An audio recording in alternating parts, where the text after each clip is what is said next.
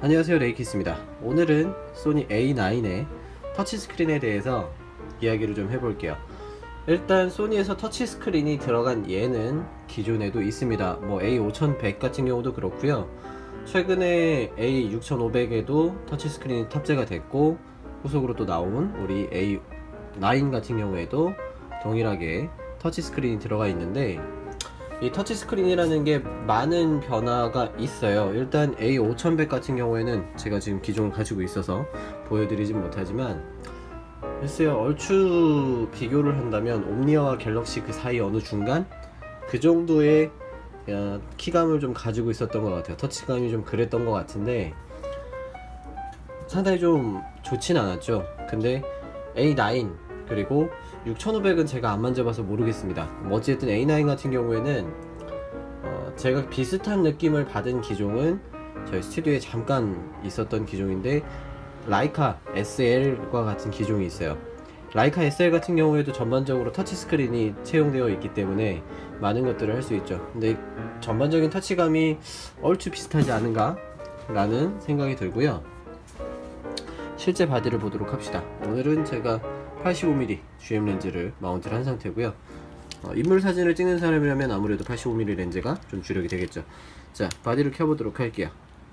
자, 켜서 이렇게 보여드리기 편하게 하게 되면, 일단 터치라는 것들은 전반적으로 여러가지 기능이 있지만 한번 쭉 읊조려 볼까요? 일단 리뷰를 할 때, 사진 리뷰를 할 때 확대나 축소가 가능하고, 그리고 확대된 상태에서 사진을 이동시키는 게 가능하고요. 그리고 초점이 MF, AF가 있잖아요. AF 같은 경우에는 초점 위치를 터치로 잡으실 수가 있습니다. 기본적으로 플렉시블 스팟이나 또는 스팟으로 영역을 적용을 했을 때 이용이 가능하시고요. 와이드나 그 터치 그 화면 영역이 일부분 넓게 좀 표시가 되는 경우에는 터치로 움직이진 않더라고요. 그리고 이게 좀 아쉬운 부분인데, 6500 같은 경우에는 이 터치를 한 상태에서 드래그를 해서 쭉 터치 초점을 끌어올 수가 있었어요. 근데 A9 같은 경우에는 그 부분은 되지 않는다는 점이 사실상 가장 아쉬운 부분인 것 같아요. 글쎄요, 제가 느끼는 감으로는 사실 하드웨어적인 느낌보다는 펌웨어로도 충분히 가능한 부분이 될 텐데 A9에서 어떻게 지원을 할지 모르겠네요. 자, 어찌되었든 일단 기능들을 직접 보면서 이야기를 해보도록 합시다. 일단 사진 리뷰를 할 때 도움을 줍니다. 리뷰를 하게 될 때는 제가 오늘 이제 실제 찍었던 팀들의 사진이 될 텐데, 한 이 정도로 볼게요. 자, 더블 클릭을 하게 되면 이런 식으로 터치가 되고요. 사진을 전반적으로 부드럽게 옮기면서 리뷰가 가능합니다. 그리고 다시 더블 클릭하게 되면 사진이 전체적으로 돌아가고요. 이 점은 리뷰를 할 때 상당히 편한 포인트가 아닌가 싶어요. 자, 다만 여기서 문제가 되는 부분은 뭐냐면, 라이카나 캐논 같은 경우에는 우리 터치를 하게 되면 사진을 옆으로 밀어서 옮길 수가 있어요. 근데 이 기능이 되질 않아요. 글쎄요, 왜 리뷰에서 터치는 되게 해놨는데 사진은 밀어서 옮길 수가 없게 돼 있을까요? 이 점은 소니가 조금 미숙하게 내놓은 부분이 아닐까 싶어요. 아니면 펌웨어를 통해서 업데이트를 해줬으면 좋겠다는 생각이 좀 드네요. 그리고 초점에 대한 부분은 우리 카메라 화면을 별도로 레코드를 좀 해서 보여드리도록 할게요.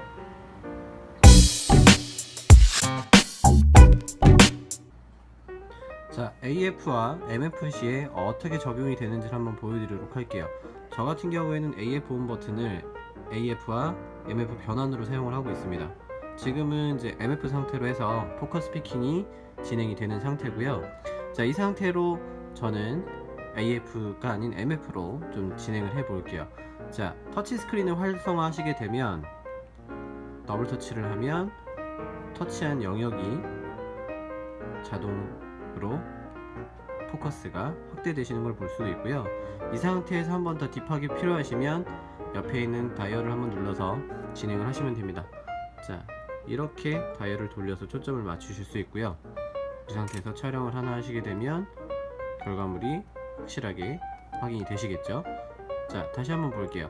또 하나 방법은 초점 영역을 이렇게 만드는 부분인데, 이 상태에서도 똑같이 스크롤이 이렇게 됩니다. 예를 들어서 저는 다리에 초점을 맞추고 싶어요. 그렇게 되면 이 상태에서 키를 통해서 확대를 하실 수 있고요. 다시 초점을 더 명확하게 잡은 후에, 방법은 기존 다이얼과 또는 아래에 있는 이 다이얼, 위에 있는 조그스틱으로 양쪽으로 다 이용이 가능하시니까 사용자 편의에 따라서 사용하시면 될 것 같아요.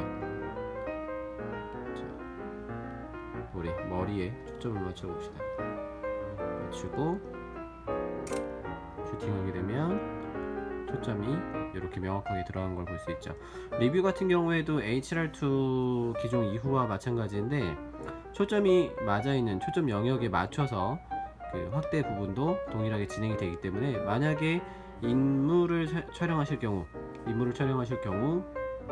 얼굴에 초점을 맞춰 놓은 상태라면 얼굴로 자동 확대가 되기 때문에 상당히 수월한 편이고요. MF 같은 경우에도 초점 위치를 기억하기 때문에 초점 위치에 맞춰서 포커스가 가는 것을 아실 수가 있습니다. 자, 그러면 모드를 AF로 바꿔 볼게요. AF 같은 경우에는 지금 제가 와이드로 사용하고 있는데, 자, 플렉시블 스팟 S로 하도록 할게요. 자, 그리고 인디케이터를 좀 최대한 심플하게 줄여보도록 하죠. 자, AF 같은 경우에는 이 점이 조금 재밌는데요. 초점 위치는 들어가지만, 자, 제가 이렇게 좀 흐트려 놓을까요? 초점 위치는 제가 들어가지만 제가 터치를 한다고 해서 초점이 들어가지는 않아요. 만약에 이 상태를 해놓고 머리 쪽에다 초점을 놨습니다. 초점을 맞춰야 된다면 실제적으로 셔터 버튼을 누르셔서 이렇게 초점을 맞춰줘야 돼요. 자, 다시 한번 해볼까요? 자, 초점이 흐트러진 상태지만 일반적인 터치로는 진행이 되질 않고요. 라곤 AF를 켜보도록 할게요.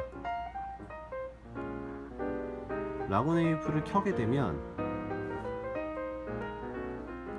MF를 다시 돌려보죠.